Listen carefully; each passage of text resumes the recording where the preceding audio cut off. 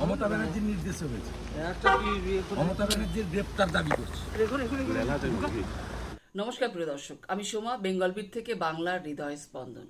প্রিয় দর্শক, রাজ্যের বিরোধী দলনেতা শুভেন্দু অধিকারীর ভাড়া বাড়িতে এক দুষ্কৃতীর খোঁজে তল্লাশি চালায় প্রায় 70 থেকে 80 জন পুলিশ কর্মী। তিনি বলেছেন যে ইলেকশন কমিশনের পারমিশন ছাড়া এইভাবে তার ভাড়া বাড়িতে 70 থেকে 80 জন পুলিশ কর্মী কি করে তল্লাশি চালাতে পারে। শুভেন্দু অধিকারী আরও জানান যে কোলাঘাটের একটি বাড়িতে তিনি ভাড়া নিয়ে থাকেন, সেখান থেকে তার প্রচারের সুবিধে হয়। হঠাৎ করে কোনো রকম বলা নেই, কওয়া নেই, ইলেকশন কমিশনের কোনো পারমিশন নেই, তার বাড়িতে এইভাবে তল্লাশি চালালো পুলিশ। এটা একটা বেআইনি কাজ। তিনি পুলিশের কাছে এই বিষয়টি নিয়ে জানিয়েছেন, অভিযোগ করেছেন। আরও জানান যে তার ভাড়া বাড়িতে যখন পুলিশ তল্লাশি চালাচ্ছে, ঠিক তখন যারা লোকাল বিজেপি নেতা ছিল তারা সেখানে ছুটে আসে এবং পুলিশের সঙ্গে তাদের একরকম বাক বিতর্ক বেঁধে যায়। প্রিয় দর্শক, এ ব্যাপারে শুভেন্দু অধিকারী কি জানালো সেটা আপনাদের সামনে তুলে ধরছি বিস্তারিতভাবে। আমার ঘাটালে সভা করতে দেয়নি, আমি ছুটে এখানে এসেছিলাম, তার আগে পালিয়েছিলাম। উঠে সোজা আমি উপর তলায় বেডরুমে থাকি, এটা রেন্টাল হাউস। আমি ভাড়াতে এখানে থাকি। 2020 সালে বিজেপিতে জয়েন করার পরে আমি সরকারি গেস্ট হাউসে উঠিলাম। আমি এইখানেই কার্যত থাকি, লাঞ্চ ডিনার করি, বা কলকাতা থাকলে কলকাতা, নইলে এখানে। আমি কাঁথিতে সপ্তাহের একদিনের বেশি কাঁথিতে থাকি। সরাসরি উপরে কাউকে না বলে বেডরুমের মধ্যে ঢুকেছি।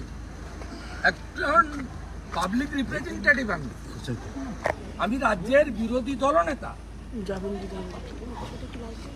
আপনি এদের সাহসটা কোথায় গেছে দেখুন। জাস্টিস রাজাশেখর মাদার অর্ডার দেখুন। আমার নন্দীগ্রাম অফিসে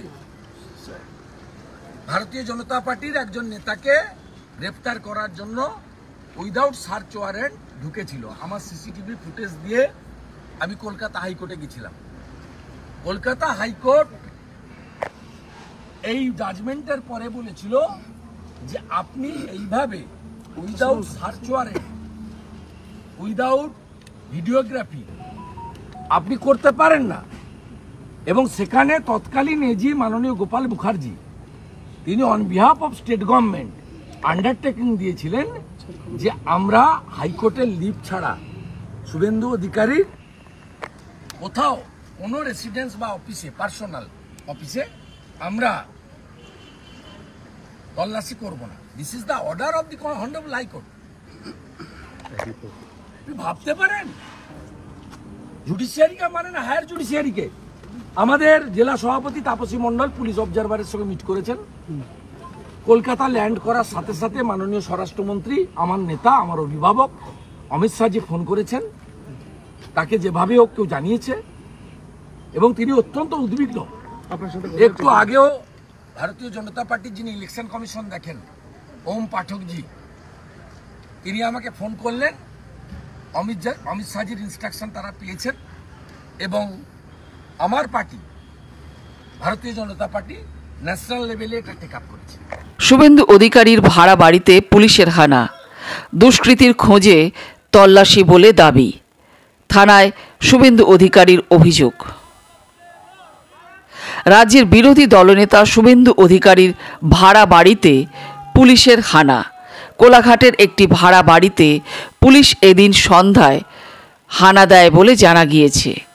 নির্দিষ্ট কিছু অভিযোগের ভিত্তিতে তার বাড়িতে পুলিশ হানা দেয়। যদিও এই ঘটনায় পুলিশের বিরুদ্ধে অভিযোগের আঙুল তুলেছে শুভেন্দু অধিকারী। এই ঘটনার পর তিনি কোলাঘাট থানায় অভিযোগ জানায় এবং থানার সামনে ক্ষোভ প্রকাশ করেন। পুলিশের দাবি, নির্দিষ্ট একটি অভিযোগের ভিত্তিতে তার ভাড়া বাড়িতে হানা দেওয়া হয়েছিল। এক দুষ্কৃতীর খোঁজে তার ভাড়া বাড়িতে হানা দেওয়া হয়েছিল বলে জানিয়েছে পুলিশ। পরে পুলিশের বিরুদ্ধে পাল্টা অভিযোগ এনেছে রাজ্যের বিরোধী দলনেতা শুভেন্দু অধিকারী। শুভেন্দু অধিকারী পরে বলেন, আমাকে ফাঁসানোর চেষ্টা করা হয়েছে। তার বাবা মাকেও হেনস্থা করা হয়েছে বলে অভিযোগ তোলেন। পুরো ঘটনাকে কেন্দ্র করে হইচই পড়ে যায় গোটা এলাকায়। জানা গিয়েছে এদিন বিকেলে কোলাঘাটের শুভেন্দুর ওই বাড়িতে পুলিশ যায়। সেখানে প্রায় 70 থেকে 80 জন পুলিশ কর্মী বাড়ি ঘিরে রাখে। এই খবর ছড়িয়ে পড়তেই সেখানে ছুটে আসে স্থানীয় বিজেপি নেতারা। তাদের সঙ্গে পুলিশের তর্ক বিতর্ক হয় বলে জানা গিয়েছে। তারপরেই শুভেন্দু অধিকারীকে খবর পাঠানো হয়। রাজনৈতিক প্রচারে সভা ছেড়ে সেই বাড়িতে আসেন শুভেন্দু অধিকারী। সেখান থেকেই পরে তিনি কোলাঘাট থানায় যান। প্রিয় দর্শক, আপনারা শুনলেন শুভেন্দু অধিকারীর বক্তব্য। আজকের মতো এখানে শেষ করছি। আপনারা ভালো থাকবেন, সুস্থ থাকবেন। আর যারা এখনো পর্যন্ত আমাদের চ্যানেলটি সাবস্ক্রাইব করেননি, চ্যানেলটি সাবস্ক্রাইব করে আমাদের সঙ্গে জুড়ে যান এইরকম আরো নতুন নতুন ভিডিও পেতে। আর বেল আইকনটি কিন্তু অবশ্যই প্রেস করবেন, যাতে সবার আগে আপনি আমাদের ভিডিও পেয়ে যান। আর ভিডিও লাইক শেয়ার করতে ভুলবেন না। আজকের মতো এখানেই শেষ করছি। আপনারা ভালো থাকবেন, সুস্থ থাকবেন।